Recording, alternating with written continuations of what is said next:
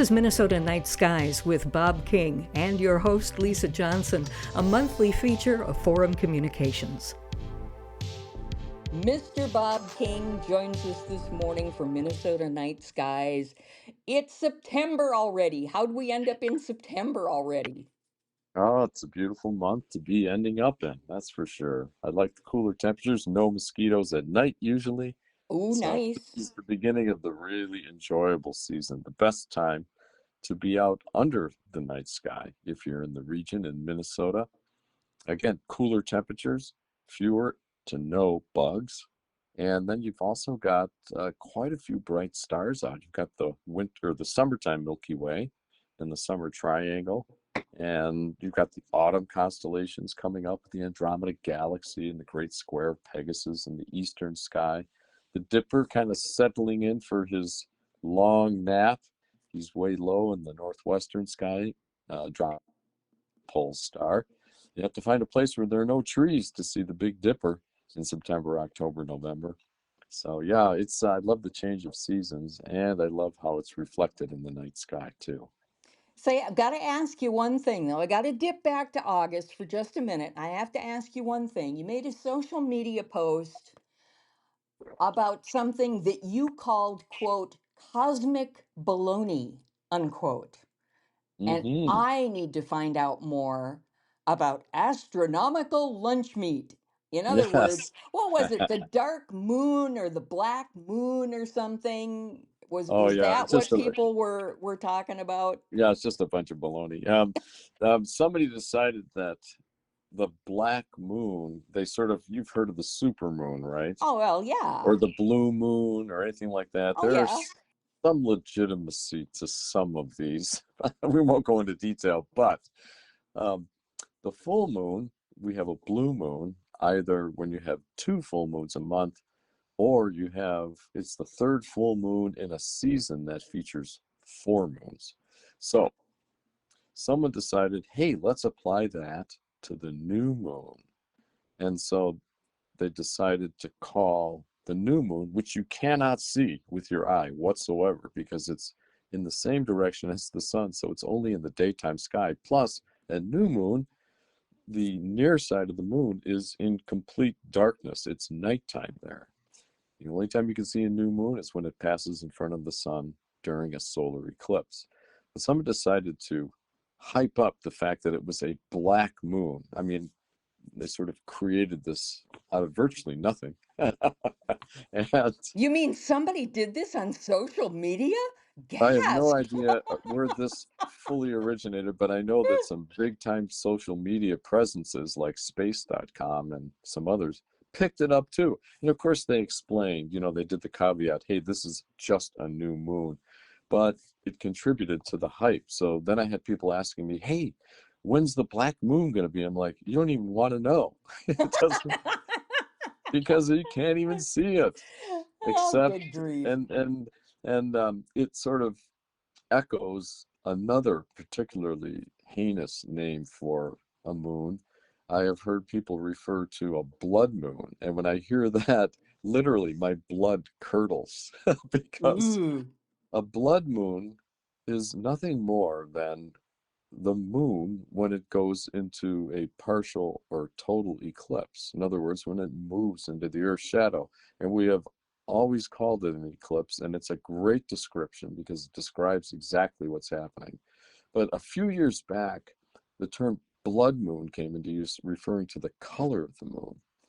But it just has overtones of like human sacrifice or animal. Well, It because just has this you sort of feel to it that um, it's very dramatic. And when you put blood moon on a post, for instance, on social media, everybody just gloms on. Now, I understand that, of course, but I would just prefer if people would call it a lunar eclipse because it just says more about what the event is rather than, getting you all hyped up and then being let down. Oh, it's an eclipse. Oh, well, it's a new moon. since you did use the words particularly heinous to describe it, we could Heinous. have SVU blood moon. Dum dum. Yes, I know. SVU blood moon. It would be perfect for that. But I Right. mean, I know that my opinion, like some people mention say, well, that's what I like to call it. So whatever, people have their free choice in this matter. It's just that I will not use the term blood moon, and I'm not going to advertise the fact that it's a black moon or a new moon. Well, It's you're not, an no, but it, astronomical journalist, Bob. It's your job to right. stay away from hyperbole and stick to the truth, dude. Right. Well, even, I mean, there is supermoon. That's a little hyperbole, but it's actually based upon a physical parameter. You Right. know, at a supermoon, the moon, there's another name for it, of course. The moon is a perigee, but the moon is closest to the Earth, or near its closest point to the Earth. So that has some observational cachet, we could say. Although many people would dispute me on that and never use the term supermoon.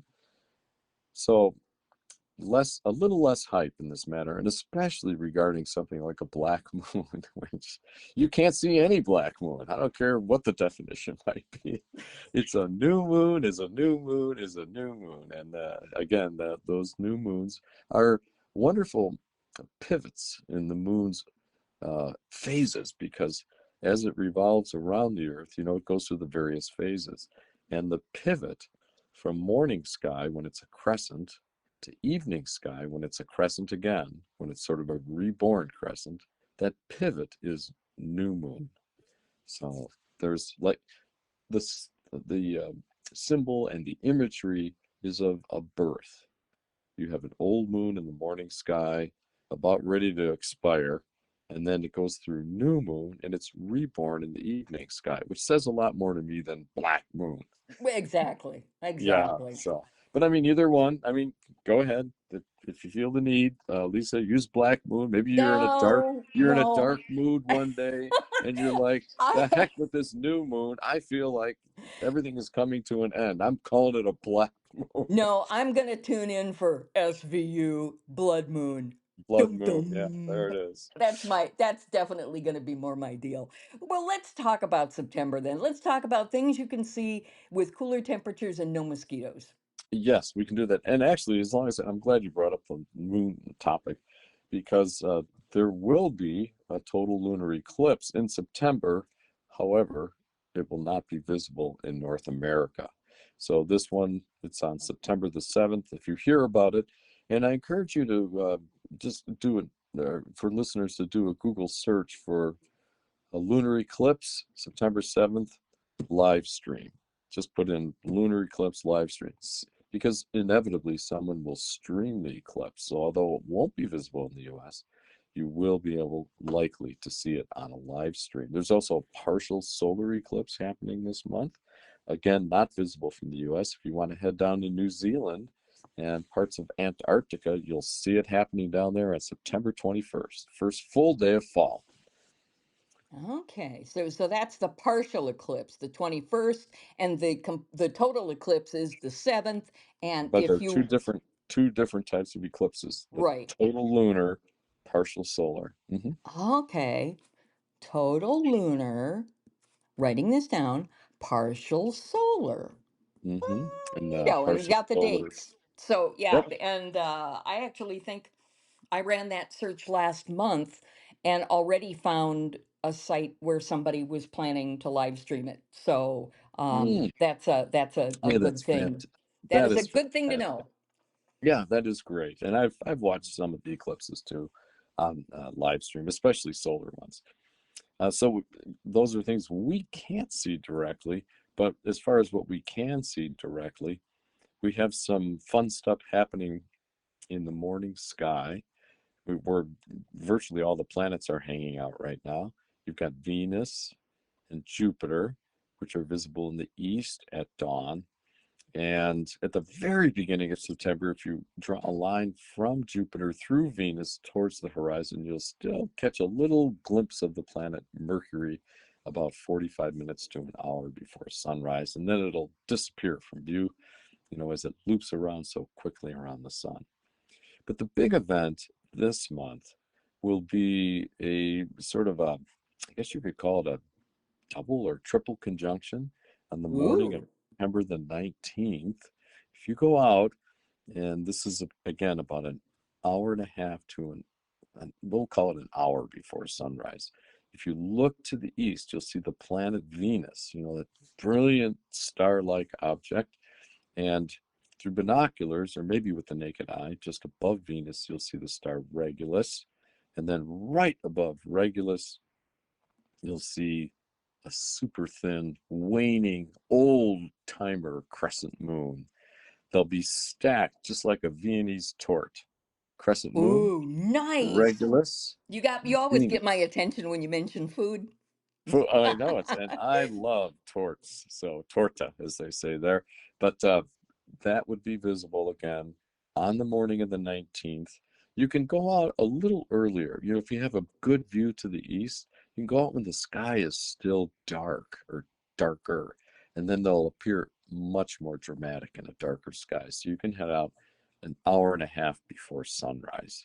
That would be a great time to start looking for this. Again, a good wide open view to the east, which I know um, folks in Alexandria and the region have. And as long as you can find a lake or a prairie, you're good to go. Oh yeah.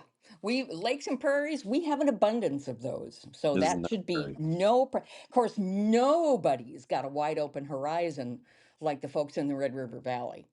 Oh, that's really great. Yeah, and Yeah. we have a good one in Duluth, where I'm at, because we can go down to the lake and look to the east, and that whole eastern sky is completely open. So, if there are folks from the Duluth area listening, that is the place to be on September the I 19th. believe that I have made the point before that if you color Lake Superior green, it's the Red River Valley.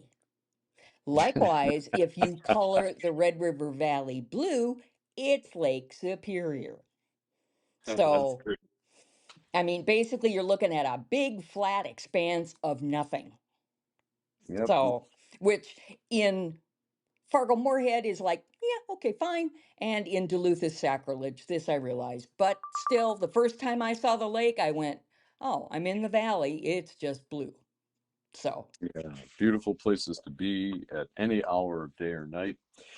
Speaking of the morning, pardon me, we have another event happening, and this will be later in September. Of course, as the month opens, the moon will be a little past half, and it'll be low in the southern sky. So the sky will be starting to brighten up in the evening, and the as the moon moves east, it will fill out towards full. That's something that's happening in the morning sky again on September the 19th. And by the way, those three celestial objects, Venus, Regulus, and the moon, will be less than 1 degree apart, which is less than, if you hold your arm out with your pinky against the sky, less than one pinky will separate those three objects. So they are oh, really that's going to be stacked right. awesome. Is that one of those phenomena that you can observe with your naked eye, or do you need Yes, binoculars or a telescope? naked eye. Oh, Very loving much that. naked eye. You'll see them squished together. And then binoculars, of course, will enhance the view in a way because it'll show the earth shine on the moon and just sort of brighten and enlarge the whole scene. And the whole scene will easily, comfortably fit in any pair of binoculars. So I would use both naked eye and binoculars. Telescope isn't necessary.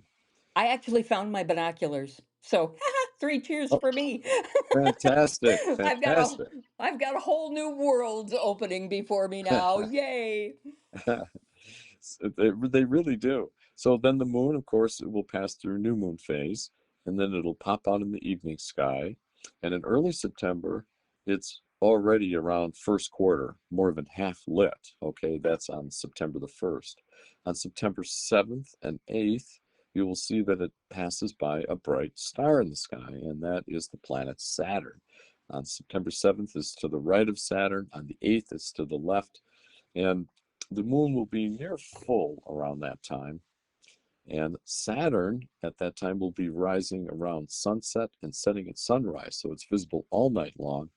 And the special place, the special time when you can see Saturn all night is called opposition because it's directly opposite the sun. And when it's opposite the sun, it's on the same side of the sun as the Earth, which means our two planets are closest together for the year. So Saturn will be at its brightest in September, late September, and it'll be paired up with the moon on those dates that I mentioned. So that's pretty cool. And then if you continue with the moon past full and then you whittle it all down, by September the 20th, the moon is just a very thin crescent again. And between the 20th and the 30th of the month, the sky, when the moon is now out of the morning sky, we're going to return to the morning sky here again. It seems where I keep wanting to go. Uh, you're going to see a special phenomenon, especially from an open area. If you look east about an hour and a half to 2 hours before sunrise, between September the 30th, or pardon me, between September 20th and 30th, those 10 days there at the end of the month, you'll see a big finger-shaped, kind of cone-shaped light tower sticking up in the eastern sky, tilted to your right, called the zodiacal light. Have you ever heard of that, Lisa? No, and I usually think I've heard about a lot of things because I read a lot. It's called the zodiacal light because it runs right along the zodiac, the same place as the planets are. So the planets, you just look in the planet's direction. If you see Jupiter there, Jupiter is out in the morning too. And below it, way below it, is Venus. They are along the zodiac, as is the zodiacal light. And what it is, it's this huge uh, it's like this mass of dust in the plane of the solar system. And this time of year, in September and October especially, it's tilted up at a steep angle as viewed in the morning sky. So it clears the horizon haze. And it is enormous. It stretches from right about at the horizon to more than halfway up the sky in the east. It starts broad at the bottom and then it tapers to kind of a little rounded point at the top. So it's kind of shaped like a finger, and that finger is tilted to the right. It's not straight up, not tilted, it's tilted rightward. So that is made of this big, it looks like the Milky Way, and it's about as bright as the Milky Way, but smoother. And what it is dust that is backlit by the sun. So that dust is scattering sunlight. And the origin of the dust is just fascinating. It comes from stuff that comets spew away when they approach the sun. They get heated by it and they lose dust, and that settles into the plane of the solar system. Crashing asteroids will produce dust that feed the zodiacal light. And finally, a recent discovery has shown that possibly dust storms on Mars, somehow that material is getting wafted into space and contributes to the glowing zodiacal light as well. So it's a very large thing with really interesting origins. Oh, that is extraordinarily cool. Never heard of it, never seen it. Looking forward to it now. Yeah, you'll see this in the sky. And are my directions clear, or would you have any questions about how to see it? 1 to 2 hours before sunrise. Probably not one. I would do 1.5 to Oh, two one and a hours before half. sun. All By right. an hour before sunrise, the sky, this is a faint, it's faint enough that you need to be in a place where you would also see the Milky Way. If you can see the Milky Way from where you are or can get to a place like that, then you will see the zodiacal light. And you know how big the Milky Way is. It comes up, the arch is way overhead and all of that. This doesn't quite get that big, but it does extend better than halfway up the sky from the horizon. So it is Oh, that's going to huge. be neat. Yeah, and it looks like someone took a, it looks like someone has a flashlight beam or not a spotlight because that's too intense, but it has a distinct tilt and direction to it. And Interesting. the planets will be embedded within it. There's a lot going on in September. Oh heck, and there's more than that. There's one last thing I'd like to mention. The Tell first me. day of the first day of fall.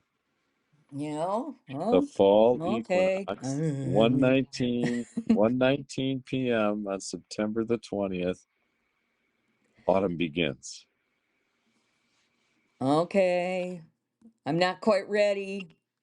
Of course, not like not like the universe has really cared about it before. Right? But Yes, you can go out there and shake your fist at the universe as much as you like. If it makes you feel better. yeah, right, exactly. So that's That's 119 on September 20th. Mm-hmm. So it's 119 on 919. Ha! Wow. Yeah. Now I'm never gonna remember it. I'm I know confused. exactly. I think I've just done that to myself. But anyway, so what will we notice at that time? That will we notice anything at that time other than a No. creeping sense of malaise that makes us Yes. aware that autumn has arrived? Yes, the sense that winter is coming. Um, Oh, well, there's many things that happen, of course, but it's kind of it's a continuum, when it comes to observational thing, like looking at the sky. The constellations, a regular observer of the night sky will notice that the summertime constellations are drifting off to the west, and the autumn ones, the autumnal stars, are coming up in the east, and those include Andromeda, the princess. Those include Pegasus, the flying horse. We've got Aries, the ram, Pisces, the fish, Capricornus, the sea goat, and all of those that belong to autumn. But as far as what it means, the instant itself, 119, is the moment that the sun, on its yearly journey around the sky, you know how the sun is high in the summer, lowest in the winter? right. The sun crosses the midway point between the winter low and summer high, crosses that midway point at 1:19 p.m. on the 20th, headed south. So it's on its way getting lower in the sky. So it hits the midpoint on its way south. Just like in spring, it's back at that midpoint, but it's headed north instead. So it's climbing higher. Got it. Well, there's a lot to be said in terms of just here where we live. There's so much to be said for autumn, and it is so many people's favorite season. And I mean, in addition to pumpkin spice, there's Yes, so there's much much more to it than there pumpkins. is so much to look forward to in terms of, fun activities, and we've got beautiful days, and we've got beautiful fall colors, and we've got all kinds of fun things to look forward to. Is it just me, or did summer kind of just go poof? I mean, doesn't it seem like yesterday you and I were recording a show in May about June? Well, I can understand how it might seem that way to you, but to me, summer has seemed languorous. So it does not feel like it's gone by quickly. For a lot of people, it's been hotter than usual. And so that's been part of it. And of course, many people with, not even people with respiratory illnesses, the smoke from the Canadian wildfires really kind of put a damper or cast a pall is a better way of It saying did. Yes, it on really their did. summer. I enjoyed my first summer with central air. So I was like, whoo, I Ooh. love this. Oh my gosh. And that's what fall really means to most of us. Is Central air for central all. air for the outside. I love it. All right. So tell me a little bit what we have to look forward to in October. Where let's just take a little it gets even worse. Let's take a little peek ahead into October and tell us some of the things that we might have Sure. to look forward to then. Yep. And you'll look forward to wearing a slightly heavier coat in October. And you'll also look forward to seeing another meteor shower. It is called the Orionids, and it comes from Halley's comet. It is the second meteor shower, the annual meteor shower that happens every year. We get two passes from that. So our next one will be the Orionids in later October. All right. Well, that's Yeah, something to look always nice forward to have a to. few sparks to look at up there. Well, and I like candy corn too. I'm one of the three people on the planet that likes candy corn. So there are things to look forward to in October, I Candy guess. corn, Orionids, and this shower, unlike the Perseids, we will not have any interference from the moon. So that'll Oh. be, the best time to watch for meteors will be when the moon is out of the sky. And we could talk more about that next month. And there won't be mosquitoes. And I found my binoculars. Yes. Wow, my gosh, this is utopia. It doesn't get any, I don't think it gets any better than this, Bob. Bob, thanks a million for joining us, and I can't wait to I mean, I can wait in the sense that I'm not trying to rush time, but I'm looking forward to our conversation as we prepare to talk about October also. Thanks again for Me, joining us, Bob. me too. Thank you very much, Lisa. See you next month. All right.